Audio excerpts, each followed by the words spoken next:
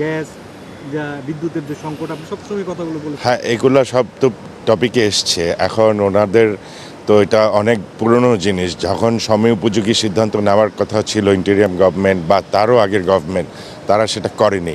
এখন রাতারাতি এগুলা আশা করাটাও আপনার কতটুকু যুক্তিযুক্ত হবে আমি জানি না। তবে পদক্ষেপ ওনারা নিচ্ছেন, একটা এফএসআরও অ্যাড করছেন গ্যাস যাতে আরও বেশি প্রবাহিত করতে পারে। তারপরে আপনার অল্টারনেটিভ ফিউল ওটা নিয়ে উনি ভাবছেন। তো এইগুলো আমাদেরকে যে সময়টা লাগে একটা 15 মাস 18 মাস, এটা তো সরকারকে আমাদের দিতেই হবে।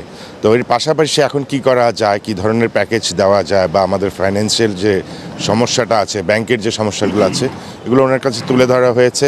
উনি উপলব্ধি করতে পেরেছেন, উনি পদক্ষেপও নিচ্ছেন। এবং কি আগামী সপ্তাহে ফাইন্যান্স অ্যাডভাইজার সাহেব, কমার্স মিনিস্টার সবাইকে নিয়ে একটা দল করে দিয়েছেন এটা কি আরও কীভাবে সুরা করা যায়। আর ইতিমধ্যে উনি একটা 5% প্রণোদনাও আপনার ডিক্লেয়ার করেছেন, যেটা আমি মনে করি আমাদের এক্সপোর্টে সহায়ক হবে। এখন পর্যন্ত গভর্নমেন্টের একটি অন্যতম গুরুত্বপূর্ণ পরিকল্পনা হচ্ছে বন্ধ কলকারখানা চালু করা।